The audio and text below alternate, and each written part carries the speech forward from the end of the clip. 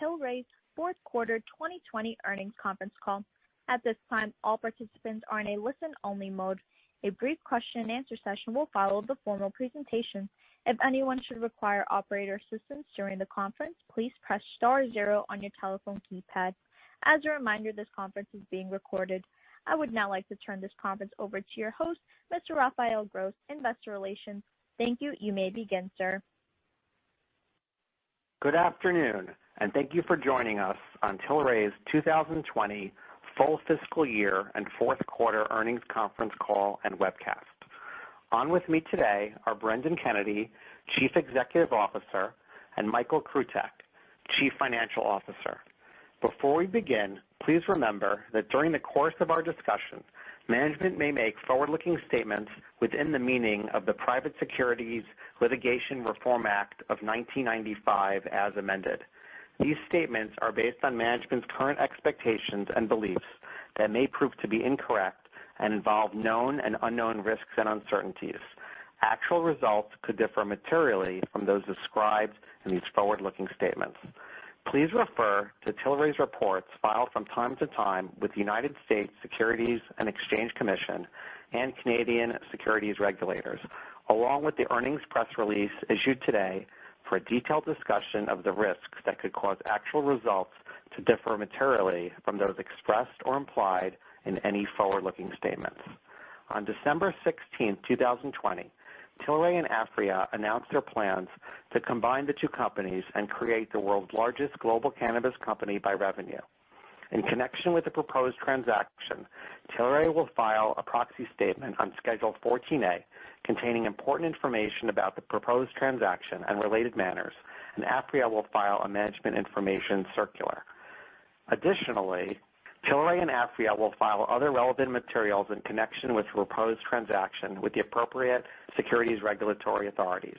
Because the proxy and information circular contain important information about the proposed transaction, the parties to the transaction and security holders of Tilray and Aphria are urged to carefully read these entire documents, including any amendments or supplements to such documents, before making any voting decisions with respect to the proposed transaction. The Tilray proxy statement and Aphria management information circular will be mailed to Tilray and Aphria shareholders, respectively, and will be available on the EDGAR and CEDAR profiles of the respective companies. Finally, on today's call, management will also refer to adjusted EBITDA and gross margin, excluding inventory valuation adjustments and stock-based compensation, which are non-GAAP financial measures. While the company believes that these non-GAAP measures provide useful information for investors, the presentation of this information is not intended to be considered in isolation or as a substitute for the financial information presented in accordance with GAAP. Today's earnings press release contains a reconciliation of each non-GAAP financial measure to the most comparable measure prepared in accordance with GAAP. Now, I would like to turn the call over to Brendan. Hello, everyone, and thank you for joining us. The headline as we enter today's call on Investor Update is that our outstanding team was able to deliver solid revenue growth for the year and the quarter, and positive adjusted EBITDA in the quarter in an environment that was anything but normal. Our ability to achieve these results is a tribute to Tilray's relentless focus on revenue growth, operational excellence, profitability, and shareholder value. Specifically, on the revenue side, we successfully pursued profitable sales growth by focusing our three core businesses: Canadian adult use, international medical, and Manitoba Harvest Hemp Foods, while significantly reducing bulk B2B sales in Canada. These efforts yielded 50% year-over-year growth in our adult use business in Canada, excluding bulk from 2019, as we worked aggressively to introduce a variety of Cannabis 2.0 products while expanding our presence across the retail landscape. We also generated over 150% growth in our international medical business as we grew market share in key markets and leveraged our international presence and infrastructure. On the operational front, we significantly reduced our cost structure to better align with market conditions. This process began before the onset of COVID-19 and consisted of right-sizing resources, significantly reducing SG&A expenses, closing High Park Gardens, and increasing our operating efficiencies. While the pandemic presented unanticipated challenges, it did not hinder our progress. Through Q4 2020, we were able to achieve approximately $57 million in annualized savings compared to our Q4 2019 run rate, surpassing our original goal of approximately $40 million by 42%.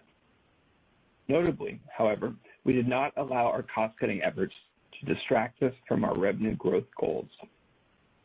Turning now to the details of our performance. For the full year 2020, we generated a 26% increase in total revenue to $210.5 million. As noted, this growth was driven by international medical revenue, which more than doubled to $33.9 million, and growth of more than 50% in our Canadian adult use business to $83.8 million. Along with impressive sales results, we achieved the adjusted EBITDA goal we set earlier in the year and delivered $2.2 million of adjusted EBITDA in Q4. These types of results require dedication, commitment, and focus. I'm proud to say that the Tilray team demonstrated all of this and more. Our team successfully navigated changing industry dynamics, changes in our organization, and the ever-present challenges presented by COVID-19 to accomplish outstanding results during 2020. Now let's discuss each of our business segments in greater detail. Our Canadian adult use business continues to grow and evolve. While many LPs have grown revenues by focusing on the deep value segment of the market, we continue to take a more balanced approach as we manage our product offerings with the goal of maintaining rational pricing and sensible margins. Full year 2020 revenue grew 50% to $83.8 million, while our Q4 2020 revenues grew to $25.4 million, or 27% sequentially from Q3 2020. Our solid performance can be attributed to several factors. First, enlisting Kindred Partners as our exclusive sales agent has significantly expanded our distribution profile. Notably, Kindred has roughly 45 people in the marketplace focused on expanding the depth and breadth of our product offerings, compared to the 18 internal salespeople we previously had working at Tilray. Second, taking advantage of the increased store count. At the beginning of 2020, we estimated an end-of-year store count between 800 and 1,200. During the year, and despite COVID, we were encouraged by the opening of 653 net new stores for a total retail count of 1,319, including 240 stores in Ontario. We view new store openings as a positive for Tilray's growth, as well as the growth and evolution of the broader adult use market in Canada. Third, we have thoughtfully and proactively managed our product mix to ensure we effectively compete for our fair share of the consumer wallet. Throughout the year, we improved our process of evaluating our portfolio to ensure our product offerings are priced appropriately across all category segments. As previously discussed, we also made some competitive price adjustments starting in Q3, primarily to bring some of our higher potency premium products more in line with the competitive set, which we believed paid dividends in Q4. More generally, our product mix for the Canadian adult use market has been focused on growing our existing portfolio of 2.0 products, introducing new innovative products that delight consumers, and maintaining a stronger presence in the high potency and premium price categories. We continue to prioritize the premium sector of the market. During Q4, approximately 75% of our products were in the mid to high potency range, while 60% were in the mainstream and premium offerings. While we focus and grow our premium, high potency, and mainstream offerings, we continue to maintain a presence in the value segment with the Batch, a No Frills brand focused on delivering quality cannabis flower and pre-rolls at competitive prices. In Q3, we launched our best-selling Chowly Wally gummies with 2 flavor offerings, THC Watermelon and balanced THC CBD Pineapple Mango. In Q4, we introduced a 3rd flavor, THC Sour Cherry. During Q4, we also brought several new form factors to market, including a hash product, a new beverage offering, Every Mint Tea. Looking ahead, we will continue to be at the forefront of innovation in the marketplace and have plans to launch new offerings of vapes, topicals, and chocolates. It merits emphasis that the success in our Canadian adult use business also reflects meaningful operational improvements that are resulting in increased yields and potency. In 2020, our yields increased roughly 42% at our Ennisville, Ontario facility relative to 2019, and virtually all of our harvests in Canada during 2020 were above 20% THC potency.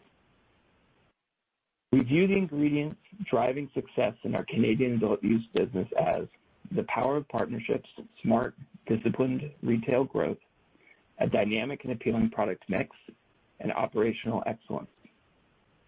Based on Q4 results, we remain cautiously bullish on the adult use market and believe we are prepared to address any potential significant unknown challenges resulting from the continually evolving and changing COVID-19 related restrictions on retail activity. In our opinion, any temporary hurdles we face will not impede the longer-term inevitable growth of this market. The conversion from the illicit market to the legal market is supported by the expansion of more value-added and legal cannabis products, greater accessibility and affordability through increased points of distribution, as well as heightened interest in quality and safety. Consumers are becoming more informed, more discerning, and more accepting of cannabis products. Tilray, and the new Tilray we will be part of, is incredibly well positioned to take advantage of these trends. In international medical, we are excited about our enviable track record of growth and our position as a leading provider of GMP-certified medical cannabis in the European Union and other international medical cannabis markets. As I already mentioned, for the full year, our international medical sales revenue increased 153%. Sequentially in Q4, revenue increased 44%. We attribute most of our international medical growth to Germany and Australia. More broadly, we remain focused on the opening of other EU markets, which in aggregate represent nearly 450 million people across the EU's 27 member states. Tilray is well positioned, if not better positioned, than other global cannabis companies to win this market. We continue to see opportunities for growth in Germany as both the number of patients and prescribing doctors continue to increase. We also expect we will continue to gain market share as the overall market continues to grow. As you know, we entered Germany at a very early stage, and we are building our business based on our market knowledge, our customer relationships, and our brand awareness.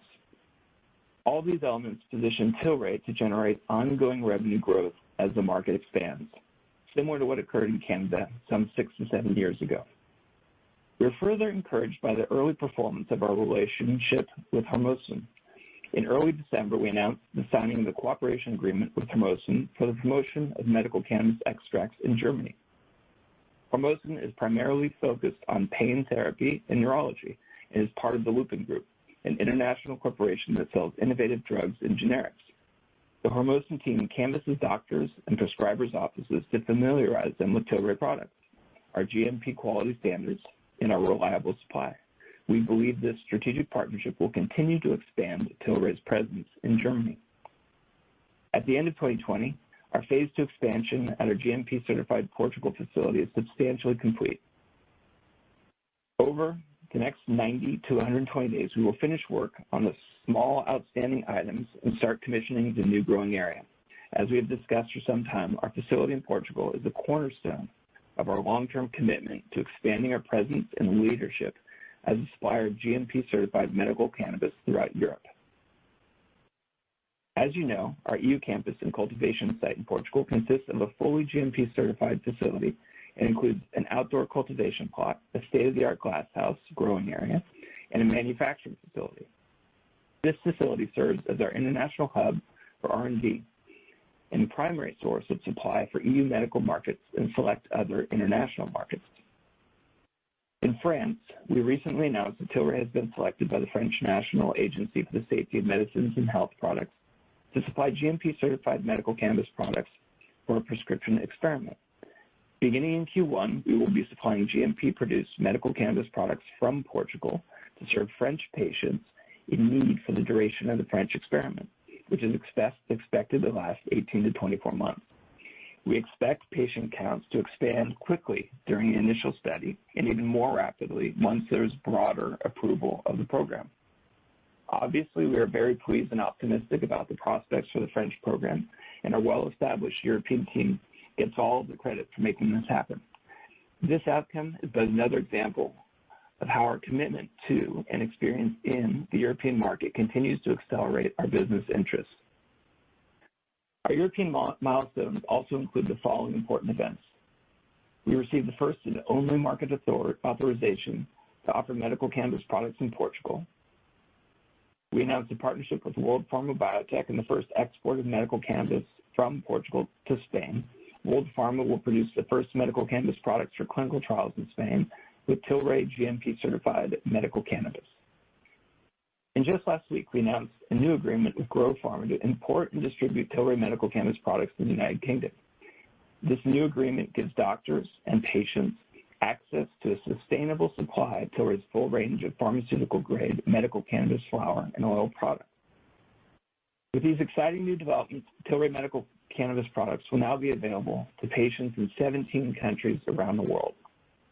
We have many reasons to remain bullish about our existing competitive position and ongoing business potential in the EU's medical cannabis market. Our recent market entries in France, Portugal, Spain, and the UK provide powerful validation for our EU market approach, and we believe these countries will be models for other European and international markets. While the coming quarters may be volatile due to always changing COVID restrictions, we are committed to long-term profitable growth in Europe and are well positioned to take advantage of future opportunities. Following Germany, France, Portugal, and Spain, we believe other EU countries will begin implementing medical cannabis programs as doctors, patients, and pharmacists embrace medical cannabis. Our success across the EU market gives us confidence that we have built a foundation that positions Tilray to benefit from these ongoing opportunities. In 2020, Manitoba Harvest revenue increased 28% to $76.9 million, partly due to a full 12 months of operations in 2020 versus 10 months from our acquisition date in 2019. In Q4, however, we did not achieve our goals.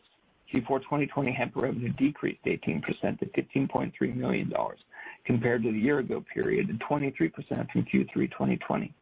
While there are several factors that contributed to these results, we were disappointed by this outcome and found it necessary to make changes to the management team. We continue to have high expectations for the Manitoba Harvest business and look to leverage the operations and commercial platform to expand our hemp food products business and more aggressively establish a solid presence in the CBD products arena. We are confident our management changes will start to deliver results more in line with our expectations, but also remain cautious about COVID-related impacts to consumer behavior and the effects on retailers that carry our products. 2020 was a year in which the Tilray team delivered outstanding results despite challenging conditions. With a solid year behind us, I'd like to briefly discuss the next chapter in Tilray's journey, specifically the transformative transaction with TLRY that we anticipate completing during the second calendar quarter of this year. There are many strategic and financial benefits to the combination that I would like to highlight before I turn the call over to Michael. First, scale matters in both Canada and beyond. The combined company will be the largest global cannabis company based on pro forma revenue, with scale and breadth across major geographies and a complete portfolio of market-leading brands in all major cannabis product categories. We are in the earliest stages of the continued development and expansion of the global cannabis market. It is clear that scale, massive market footprint, broad product range, and brand expertise will be characteristics of companies that win. Additionally, TLRY has generated positive adjusted EBITDA over the last 7 quarters, and we just finished our first quarter of positive adjusted EBITDA. As a combined business, the new Tilray will be positioned to deliver market-leading profitability. Given the EBITDA profile of the two companies and the 100 million Canadian dollars of pre-tax synergies to be realized, the combined business will have a robust platform for future revenue growth, profitability, and cash flow. The combined company will also benefit from the strength of our combined balance sheets and the resulting additional access to capital that will help accelerate the company's global growth opportunities and stockholder value. Second, product leadership.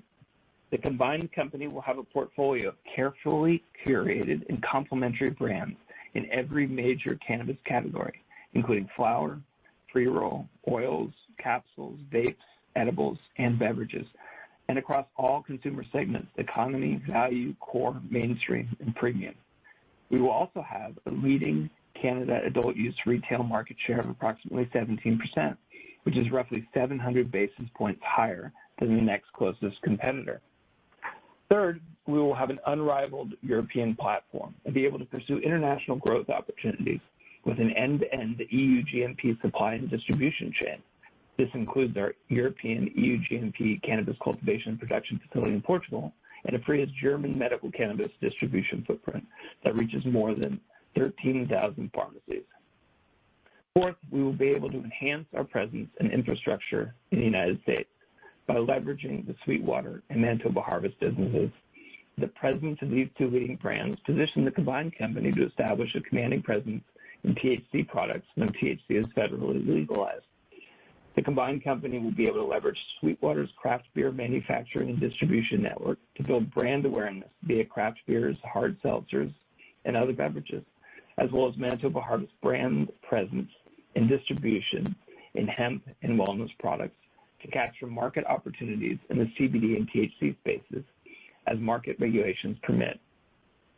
Given these positive dynamics, we are thrilled to bring together two leading cannabis companies and leverage the enhanced scale, geographic footprint, product offerings, developed distribution, brand expertise, and low-cost production of the combined entity to deliver sustainable, attractive returns for shareholders. The entire Tilray team looks forward to working with Aphria to leverage our combined strengths and capabilities to meet the needs of patients and consumers around the world, while also delivering best-in-class financial results. Finally, when I envision the future landscape of the cannabis industry, and when both financial investors and strategic partners are evaluating who is likely to be a global winner and exploit positive political changes that may occur in the U.S., I believe they will look at the Tilray-Aphria combined business and all its positive attributes as a clear favorite. With that, I will turn the call over to our CFO, Michael Krutek, to review our financials. Thank you, Brendan, and thank you to everyone joining us on the call this afternoon. As a reminder, all the financial information provided today was prepared in accordance with U.S. GAAP and is in U.S. dollars unless otherwise indicated. Before we get started, I'd like to take care of one housekeeping item. Previously, we had broken out stock-based compensation and acquisition-related expenses on our income statement. In the case of stock-based compensation expense, this is now distributed among cost of sales, general and administrative, sales and marketing, and R&D expenses. As a non-cash item, you will still find the total amount on the cash flow statement. In the case of acquisition-related expenses, these are now included in general and administrative expenses. Now, to our financial performance.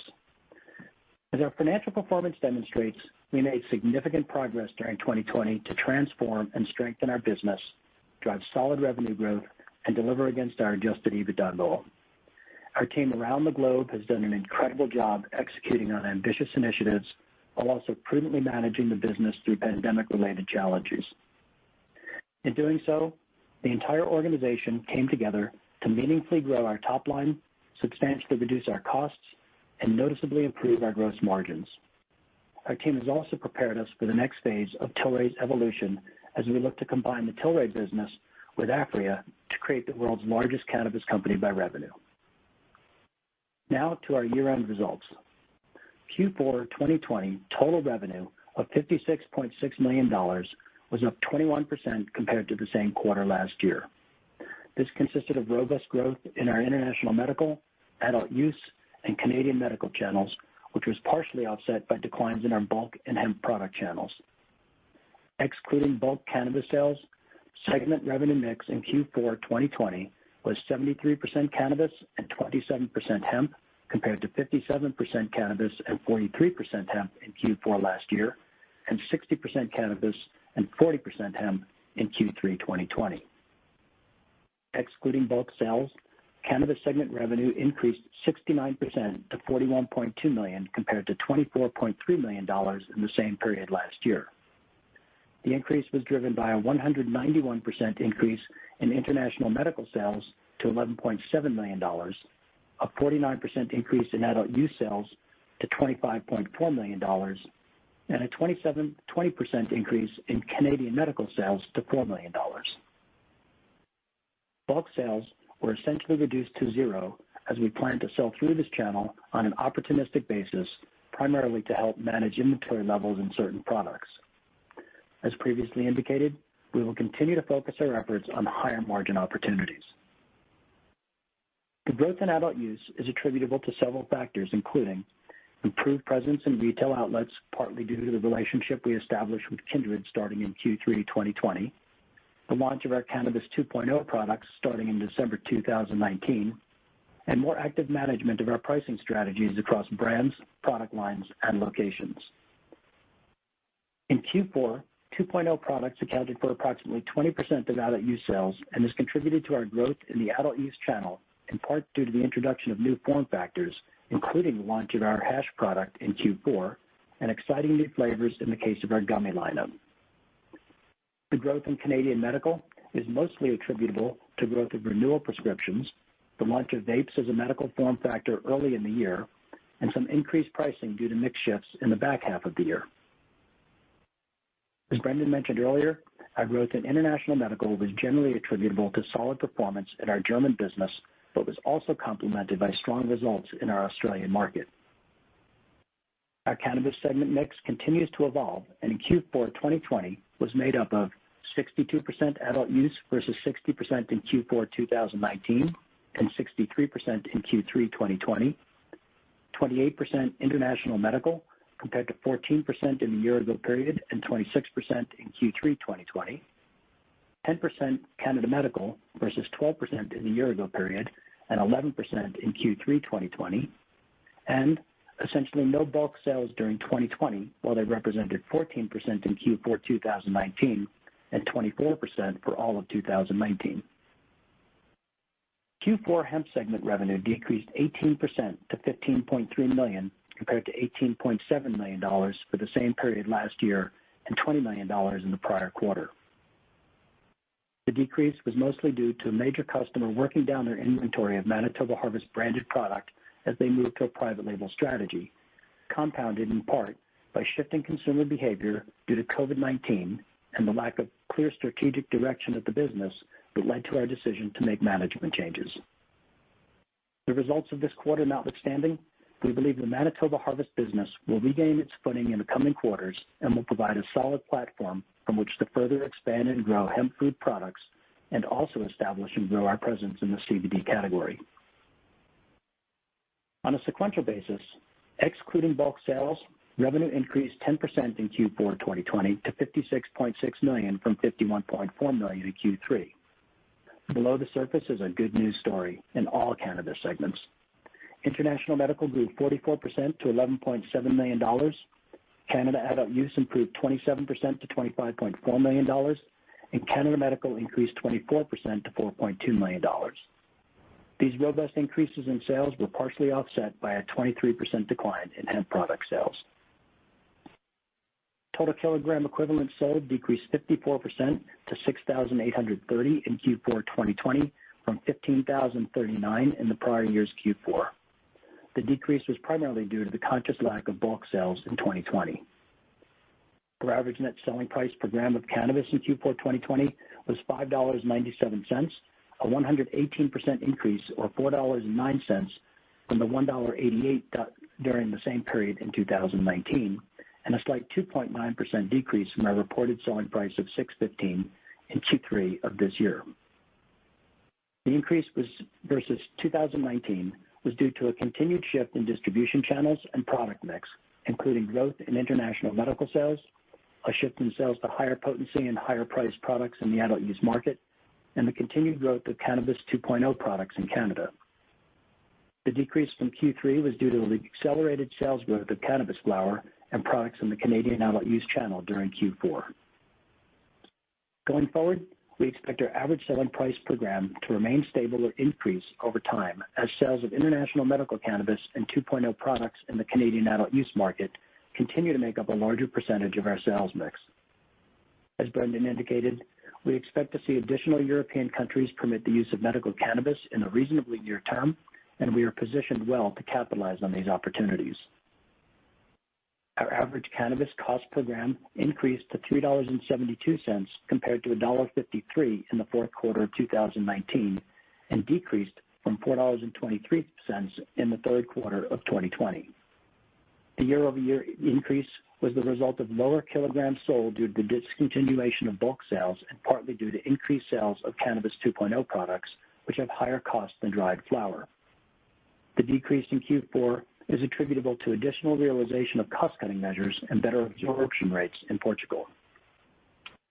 Recall that we've stopped attributing any cost to byproduct at our High Park and Portugal facilities, which in turn reduces our need to make future inventory adjustments. However, this also increases our cost per gram on the flower and derivative products that do have value. As we have previously discussed, a portion of our cost-cutting efforts directly impacted production costs at our Canadian facilities. In addition to closing High Park Gardens, we reduced headcounts, improved processes, and enhanced our cultivation methods, which has resulted in reduced overall production costs, but also improved yields by approximately 40% at our growing facilities. With the continued expansion of 2.0 offerings in Canada adult use, we expect to see ongoing improved throughput and cost absorption at our High Park Farms and High Park Holdings processing facilities.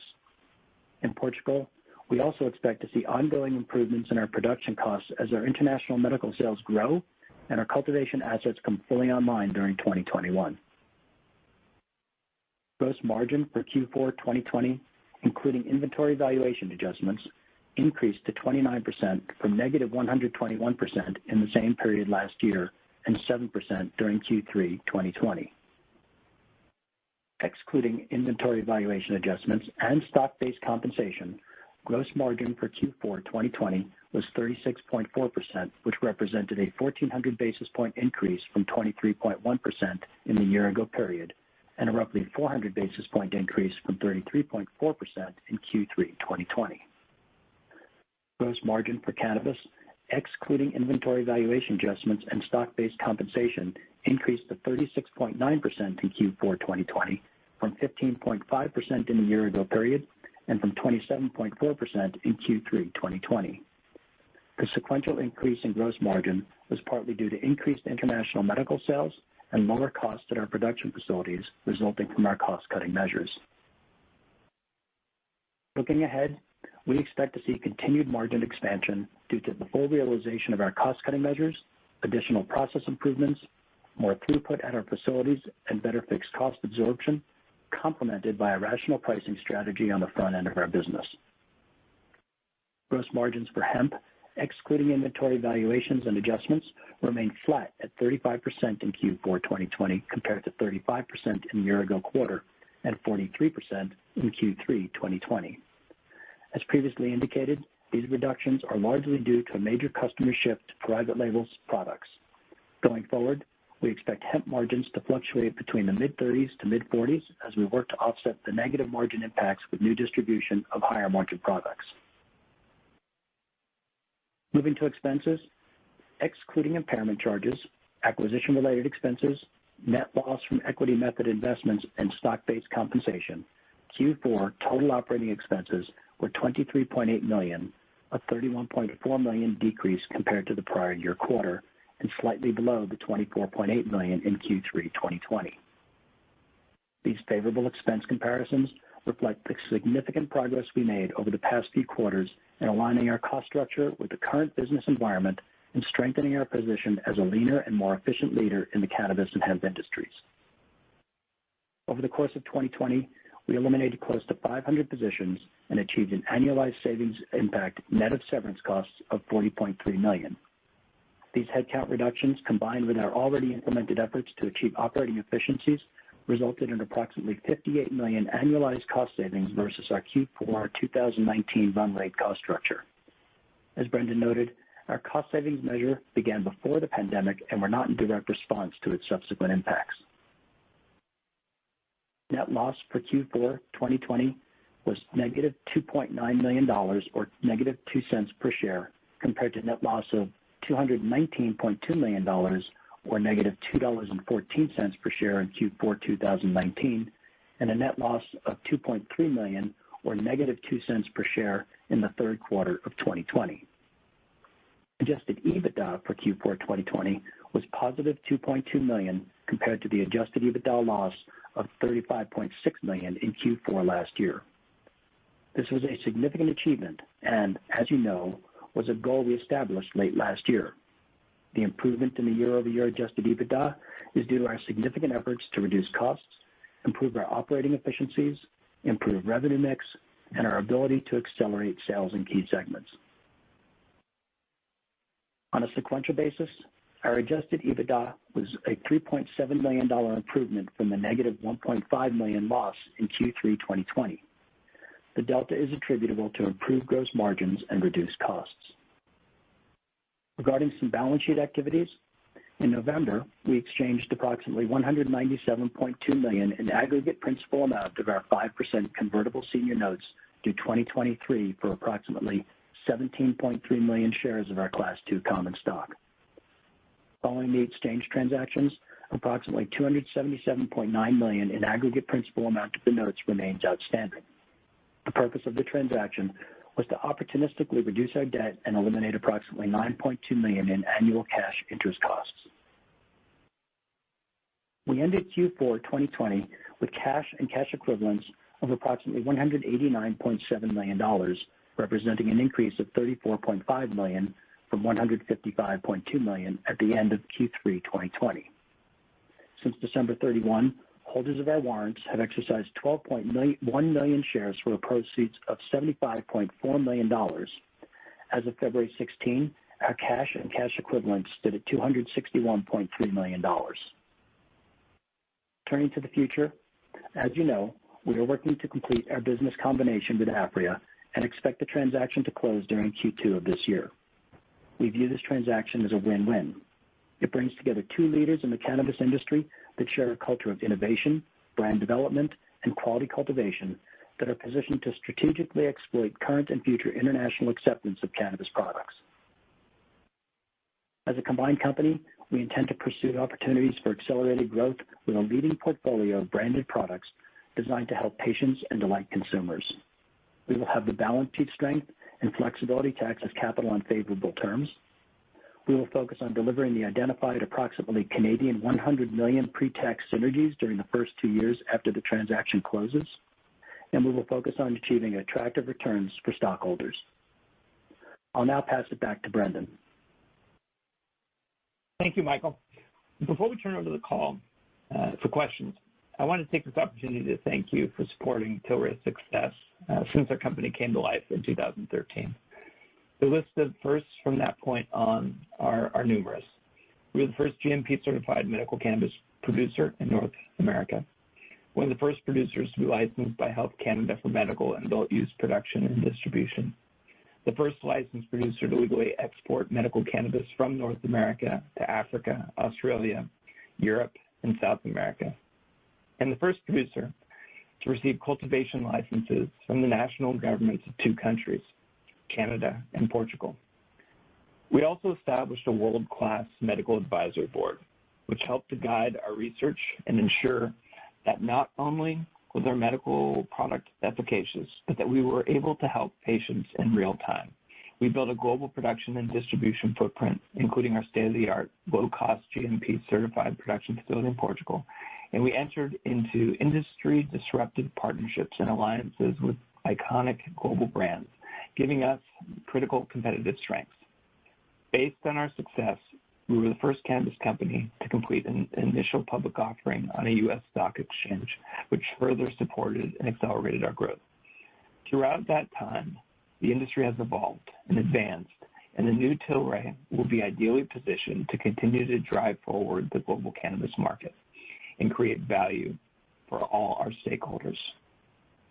I feel immensely proud to work with and serve all of you, and I look forward to continuing to do so after the closing of the transaction as a director of the new Tilray. Thank you. We will now turn the call over to questions. Operator? At this time, we'll be conducting a question and answer session. If you would like to ask a question, please press star 1 on your telephone keypad. A confirmation tone will indicate your line is in the question queue. You may press star 2 if you would like to remove your question from the queue. For participants using speaker equipment, it may be necessary for you to pick up your handset before pressing the star keys. In the interest of time, please limit yourself to one question. One moment while we poll for questions. Our first question comes from the line of Tamy Chen with BMO Capital Markets. You may proceed with your question. Hi, thanks. Good afternoon. I just wanted to focus a bit on the recreational business. So I just wanted to understand, it looks like from my math, and correct me if I'm wrong, but it seems like the Rec 2.0 sales as a percentage kind of declined a bit sequentially. So it seemed like more of the strength was in the flower side. So just was hoping for a bit more color there. In addition to the expanded distribution that you mentioned, was there some form of significant load-in of new flower products in the quarter? And how should we think about the trajectory as we look into January, February with the impact of the Ontario lockdowns? Thank you. Sure. Thanks, Tammy. So on the growth in terms of the product set or the distribution of the products within the category, we actually saw good growth in the quarter-over-quarter Q3 among all of our products, but it was led by flower. So we saw solid growth in vapes, edibles, and oils across the board. So I would say that we didn't necessarily see decline. It's just that the flower grew faster.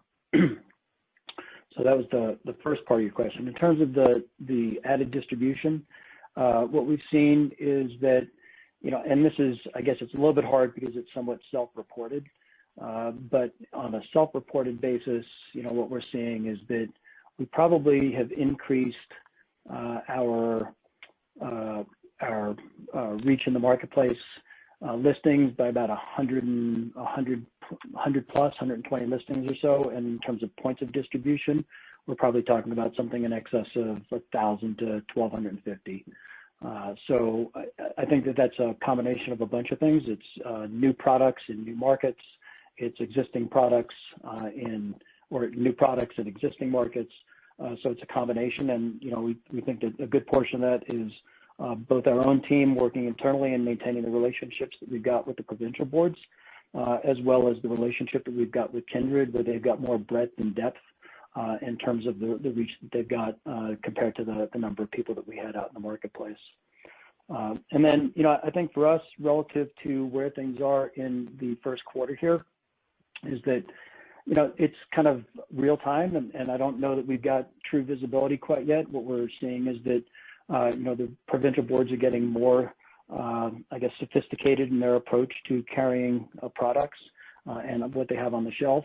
And we're actively working with them to try and figure out for products that they want to consider discontinuing as how we replace it with something else that might be more attractive to consumers. So I don't know that we've got specific visibility quite yet in terms of what it overall means to the business. But we're actively managing it and doing what we can to go ahead and replace products that are being considered for discontinuation.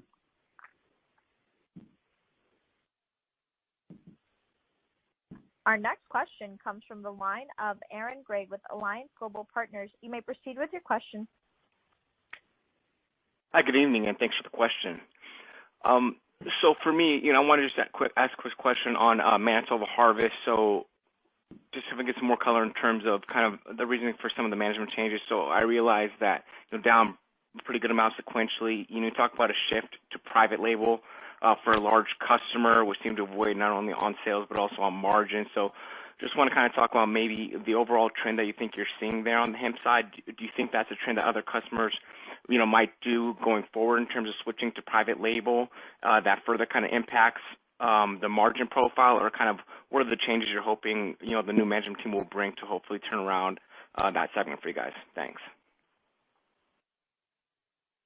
So looking at Manitoba Harvest historically, the company and its products have been extremely successful historically in Costco. We've seen a lot of success in Amazon and Whole Foods as well. Those are clearly our three largest customers. Looking at the move to private label at Costco, the company's always had a small private label business where for a few other customers we produce private label products. But the shift at Costco is something that certainly we've been aware of over the last 2 years, and really the long-term objective at Manitoba Harvest is to make the other points of distribution in the United States as successful as Costco has been historically for the company and for the products. And so that's the real opportunity. So to rephrase that, customers at Costco historically have purchased a lot of Manitoba Harvest hemp food products, and the objective and the opportunity that's out there is to get customers at other U.S. retailers, whether it's Walmart or Target, Kroger, to get those customers to purchase Manitoba Harvest products just like they purchase them at Costco. Michael, anything to add there? I would just say that our goal is with that additional distribution is to recapture the margin. I don't believe that we think a significant portion of our customers will be looking to switch to the private label based upon the visibility that we've got right now. So we would certainly hope that that's a branded product play. And the other piece of it is that I do believe that we are going to focus on building out the CBD portion of our business in a more aggressive fashion than we have. We've got a brand that we acquired with a business that we owned previously by the name of Pollen, and we plan to leverage the Pollen brand in the CBD space as a go-forward product for us.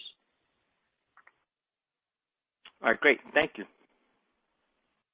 Our next question comes from the line of Rupesh Parikh with Oppenheimer. You may proceed with your question. Good afternoon. Thanks for taking my question. So I guess just going towards the current quarter, Q1, are you guys providing any forward commentary in terms of how you think about sales or EBITDA for the current quarter?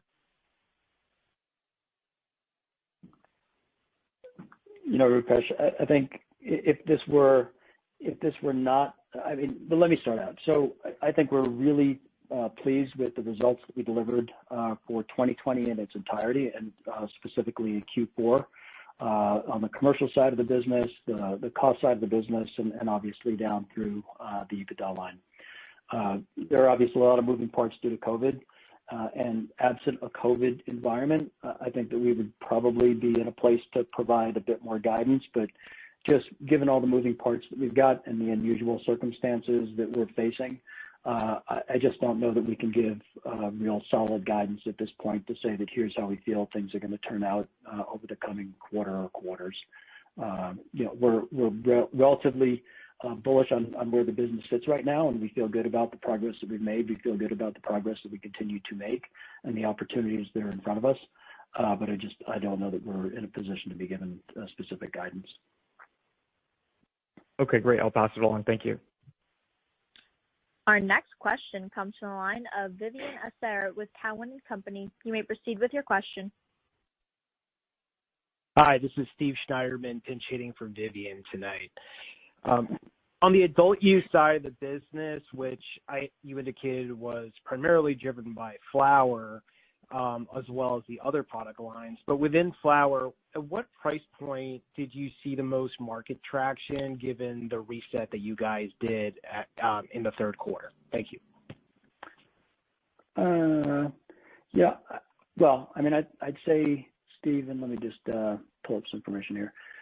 So we continue to see our sales predominantly in the mid and high potency as we indicated. And Our sales continue to be in the premium, the mainstream and premium segments. So as we indicated, we had 60%. We did have some additional value segment sales compared to the Q3. And so we did see, and that was primarily driven by some products on the Dubon side, just the way that we kind of characterize it. And I think that's partially driven by the fact that we rolled out the hash product in Q4, which was very well received in Quebec. In fact, I think it's considered the #1 hash product in the marketplace right now. So, I'd say those were some of the driving forces behind that. But we continue to stay focused on the mainstream and premium and the higher potency products, and that's been consistent, I think, now from the last quarter. All right, great. Thank you, guys. Our next question comes from the line of Sunik with Cantor Fitzgerald. You may proceed with your question. Thank you. Brendan, if I can ask two questions here. The first one maybe comes across as a stupid question, but given the great quarter you had, the very good news you had on the export markets in the last month, the big gap in the valuation between AFRY and Tilray, is there room to renegotiate the exchange ratio? It would seem that, that would be part of fiduciary duty here, or that just doesn't make sense at all. And then the second question related to your export markets, and by the way, congratulations on all the progress you're making. Can you talk about stickiness in those markets? I get that you have Portugal shipments and Canada, but a lot of other companies are trying to enter those markets also, right? So talk about stickiness in terms of repeat business and why do they go back to a brand or the salesperson or the service you're providing. Thank you. Great. Thanks, Pablo. I can't speak to short-term, individual shareholder sentiment. Obviously, I can only speak to my perspective. And when I look across every metric, financial, operational, product, geographic reach, the new Tilray, the combined Tilray, I think offers shareholders the greatest return. I've been in this industry for 11 years, and when I look out over the next decade, I can't identify another industry that's going to see continual growth on a year-over-year basis. So, we're working to close the transaction on the terms proposed and announced on December 16th, and that's our focus. And I can't really speculate beyond that.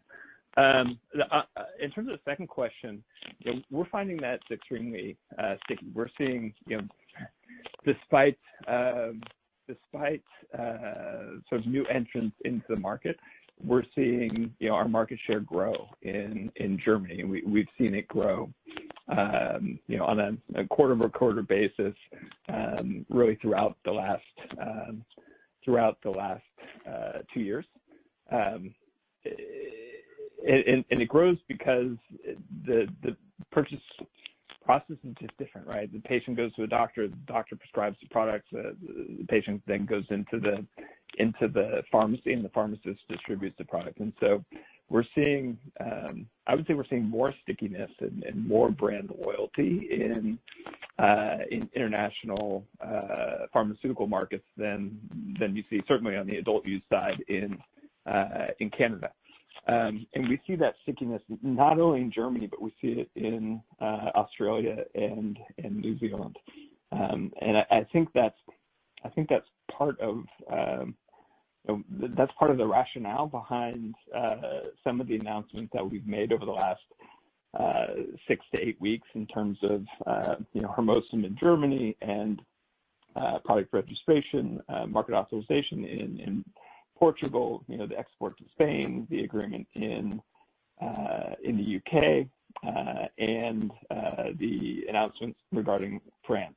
It's important to establish a relationship with regulators in each country. It's important to establish and educate physicians in each country, as well as pharmacists and patients. And so I guess the short answer would have been yes, we are seeing stickiness, but we expect to continue to take market share in countries such as Germany.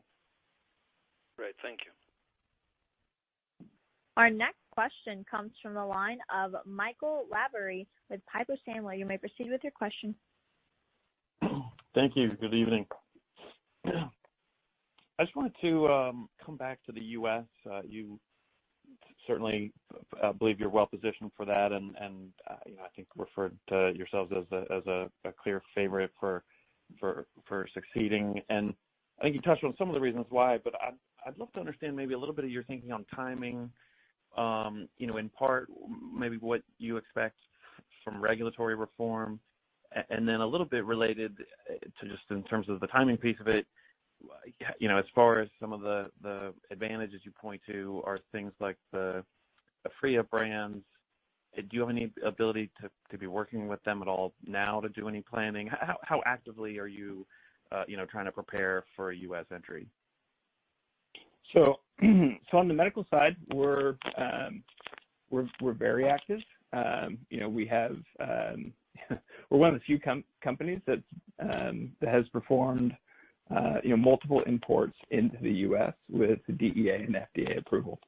And when I say multiple, I think it's around half a dozen so far, for clinical trials. And when I look at the agreements we have around the world, we have I think we've announced 18 countries. I think we ship to 17 countries around the world.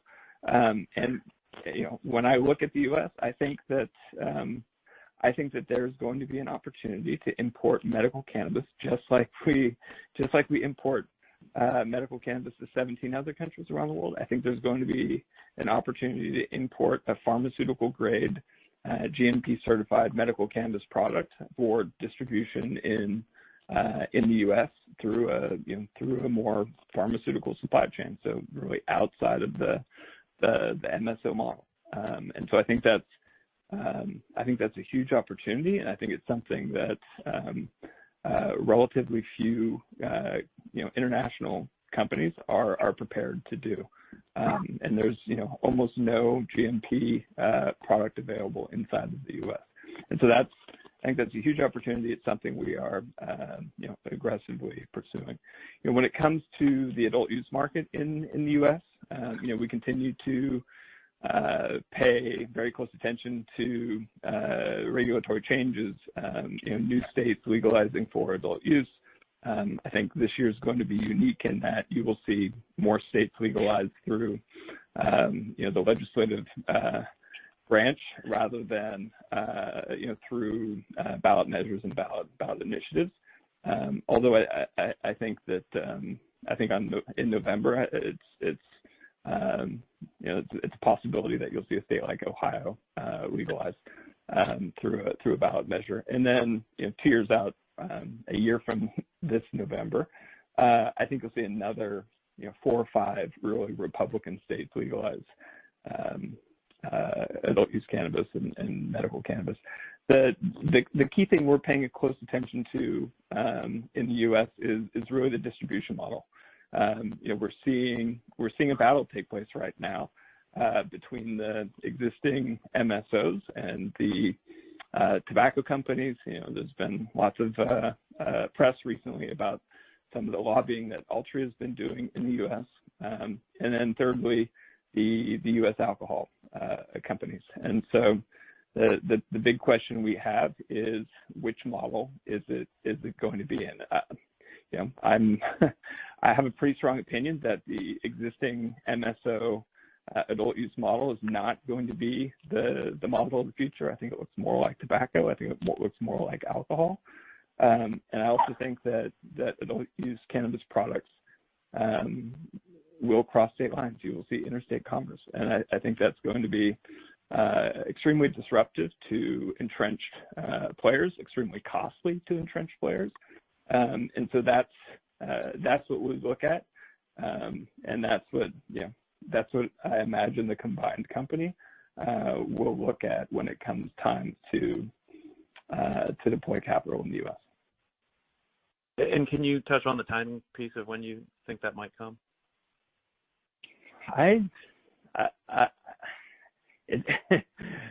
You're asking the right question. I still think sort of that next 12 to 18 month timeline, and I think it's incremental. I think you'll see a couple of steps along the way rather than one giant shift. Although it's completely unpredictable right now.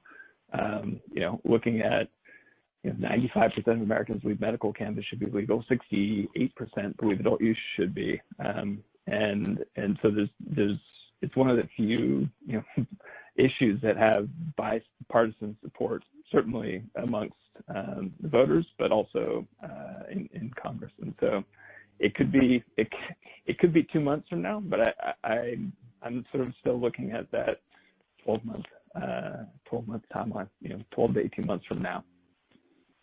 Okay, great. Thank you very much.